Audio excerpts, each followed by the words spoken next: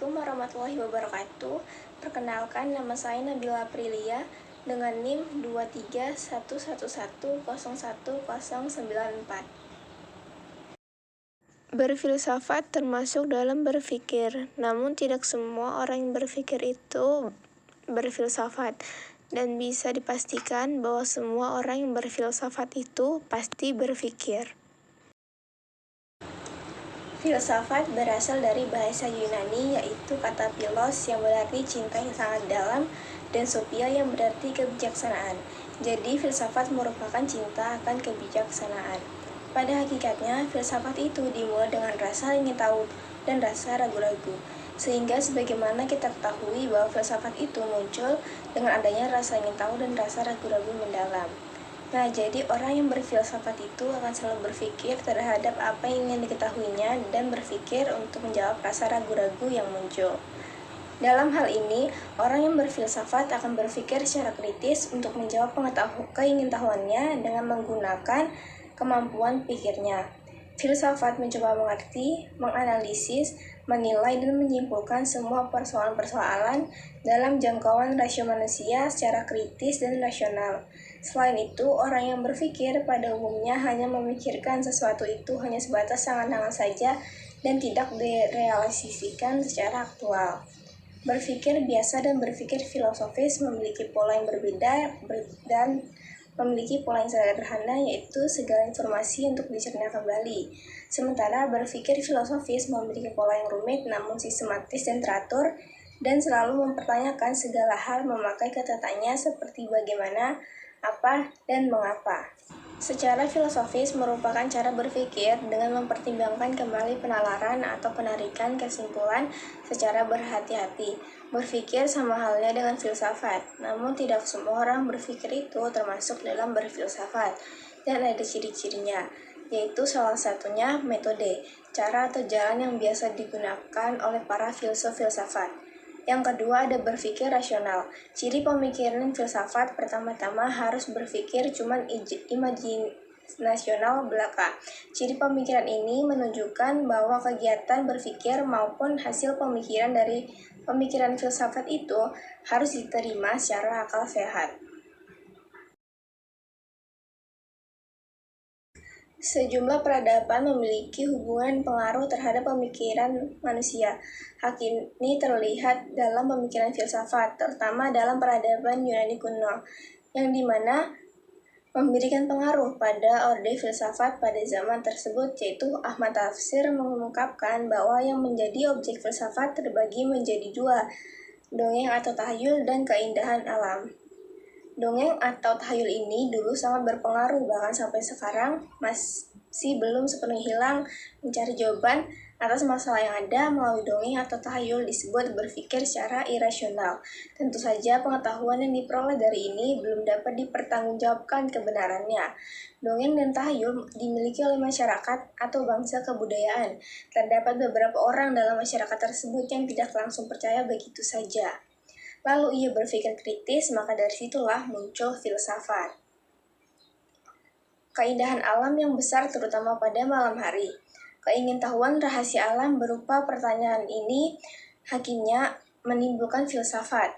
Ketakjuban mereka dalam menyaksikan keindahan alam menyebabkan mereka ingin mengetahui rahasia alam semesta. Sikap heran ini menimbulkan sikap bertanya, dan pertanyaan itu selalu dipertanyakan kembali karena selalu ada saksi pada kebenaran yang ditemukan. Angan-angan melahirkan filsafat. Mengapa seperti itu? Karena kita selalu memikirkan atau membayangkan apakah hal yang kita ketahui itu benar apa tidak, sehingga muncul ide untuk membuktikan kebenaran dengan proses berfilsafat.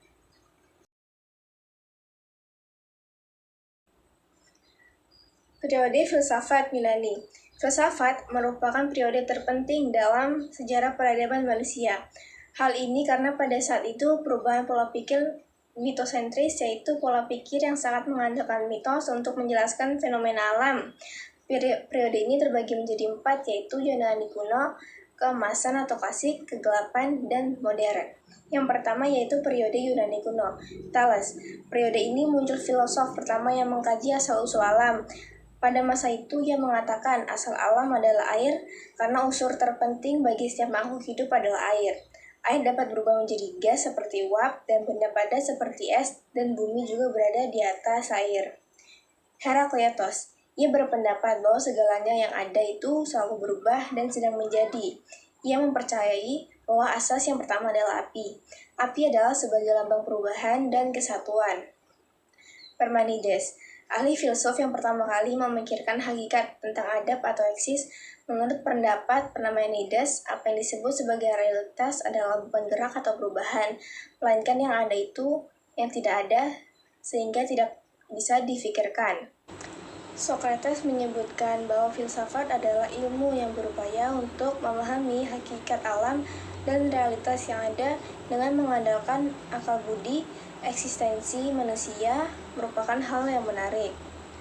Untuk mencari pemikiran filsafat untuk menyelidiki manusia secara keseluruhan, yaitu dengan menghargai nilai jasmania dan rohania, yang keduanya tidak dapat dipisahkan, karena terkaitnya dua hal itu banyak nilai yang dihasilkan.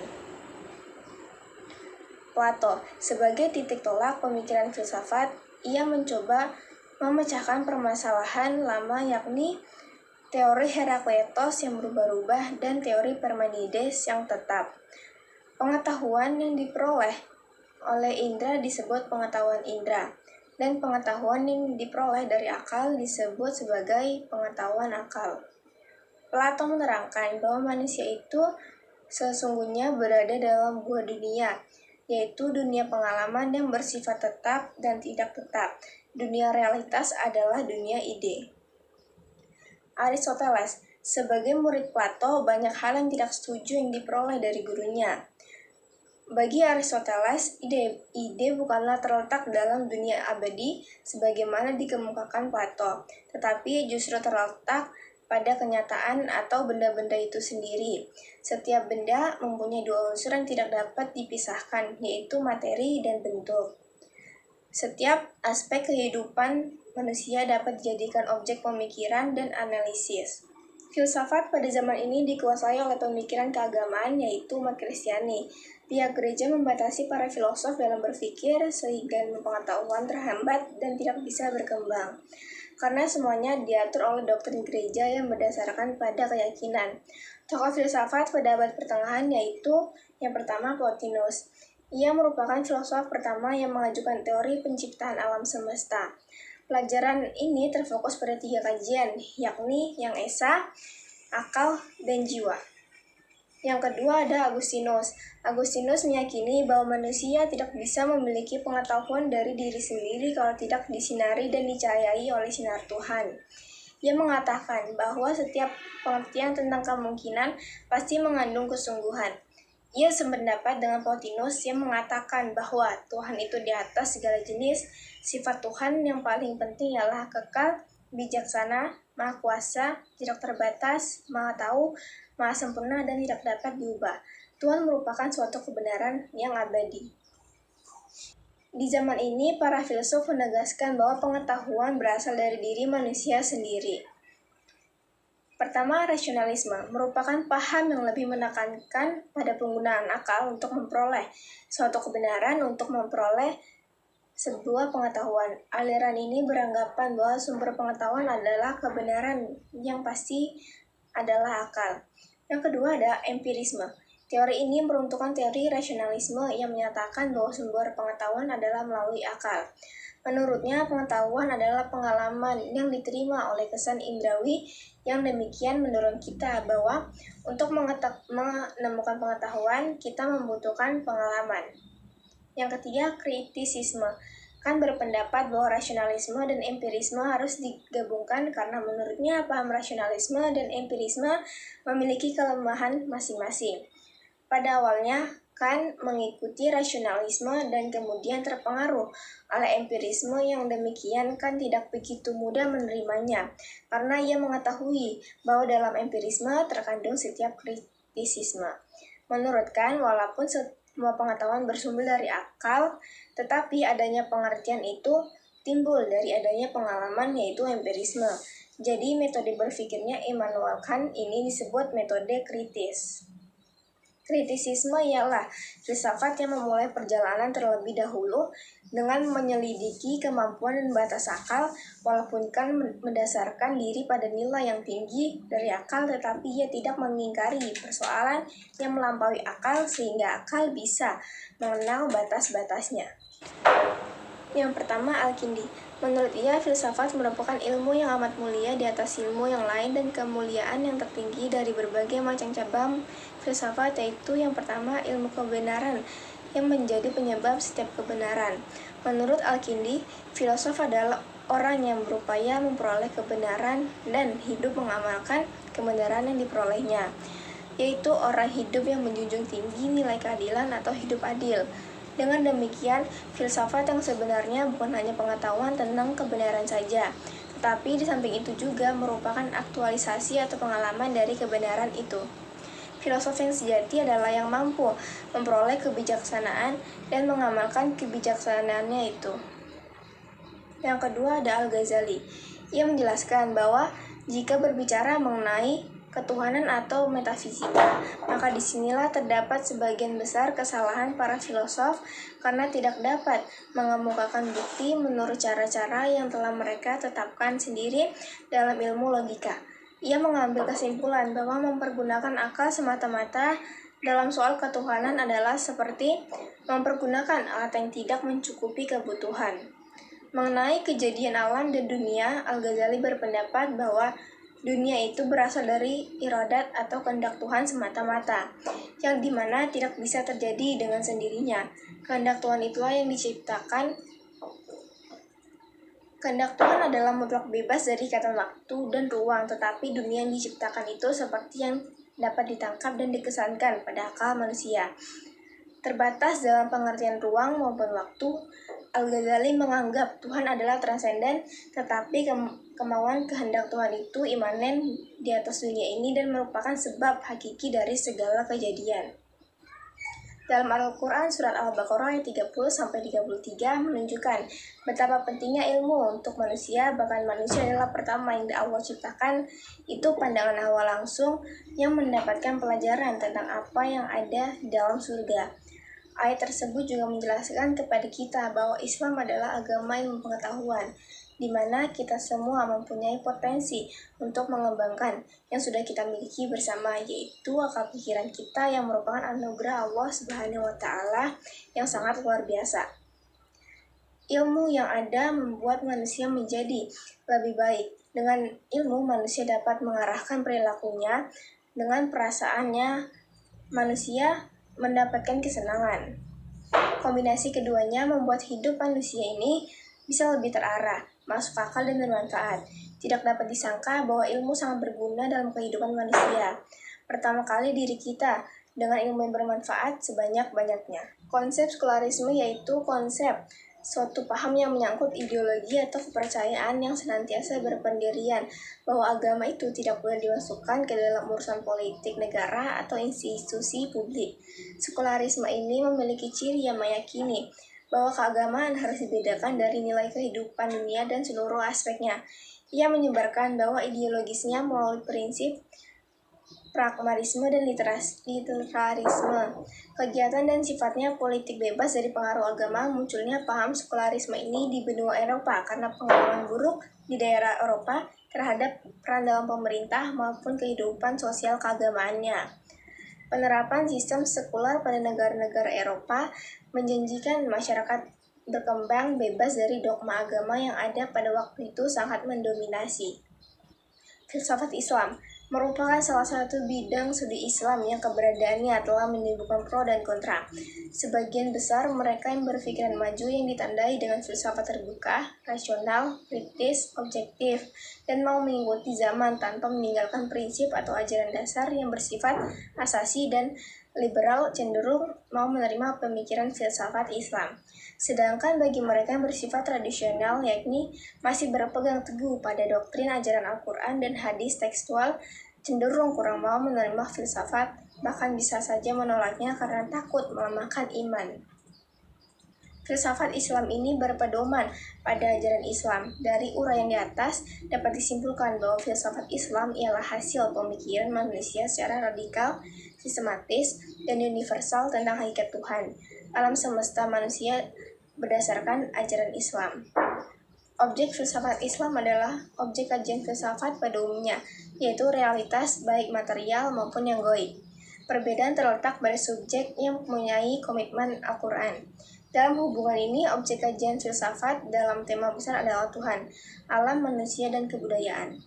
Tema besar itu hendaknya dapat dijabarkan lebih spesifik sesuai dengan perkembangan zaman sehingga dapat ditarik dari perkembangan sejarah pemikiran yang ada hingga sekarang ini.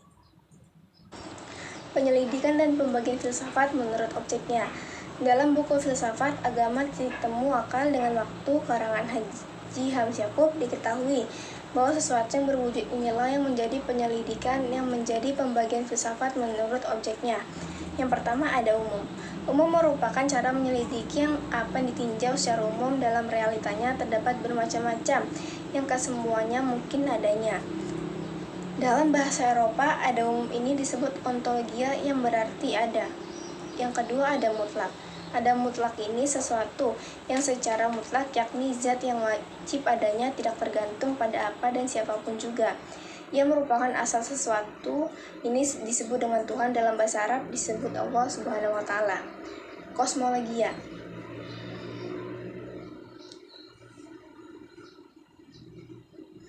Kosmologia, yaitu filsafat yang mencari hakikat alam, yang dipelajari apakah sebenarnya alam dan bagaimanakah hubungannya dengan adanya mutlak. Kosmologia ini filsafat yang menerangkan bahwa adanya alam adalah tidak mutlak, dan isinya itu kemungkinan ada karena Allah. Antropologia. Antropologia adalah filsafat manusia. Kenapa disebut manusia? Karena manusia termasuk yang tidak mutlak. Maka juga menjadi objek pembahasan. Apakah manusia itu sebenarnya? Apakah manusia itu kemampuannya? Dan apakah pendorong atas tindakan yang dilakukan oleh manusia? Semua itu diselidiki dan dibahas dalam antropologia. Etika. Etika adalah filsafat yang menyelidiki akan tingkah laku manusia. Logika. Logika adalah filsafat akal budi. Akal budi adalah yang terpenting dalam penyelidikan manusia untuk mengetahui kebenaran. Tanpa kepastian tentang logika, maka semua penyelidikan tidak mempunyai kekuatan dasar.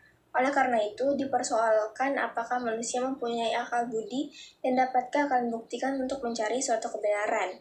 Maka penyelidikan akal lebih disebut dengan filsafat akal budi atau logika. Filsafat ini disebut dengan epistemologi. Berpikir merupakan hal yang lazim yang dilakukan oleh semua orang, tidak hanya dari kalangan orang tertentu saja, tetapi semua kalangan masyarakat juga bisa berpikir. Berpikir filsafat sangat penting untuk semua orang dalam rangka menjalani aktivitasnya sehari-hari untuk mencari solusi bagi sebuah permasalahan. Beberapa manfaat berpikir filsafat yaitu mengajarkan kita cara untuk berpikir kritis sebagai dasar dalam mengambil suatu keputusan, menggunakan akal secara proporsional, membuka wawasan berpikir menuju ke arah penghayatan, dan masih banyak lagi manfaatnya. Filsafat membawa kita berpikir secara mendalam. Itu maksudnya untuk mencari kebenaran substansial atau kebenaran yang sebenarnya dan mempertimbangkan sebuah aspek serta menguntungkan kita untuk mendapatkan pemahaman yang lebih lengkap. Berpikir secara filsafat dapat diartikan sebagai berpikir secara mendalam sampai pemahaman secara hakikatnya. Maka dari itu bisa dikatakan filsafat adalah suatu disiplin ilmu yang mempelajari tentang metode berpikir secara komprehensif.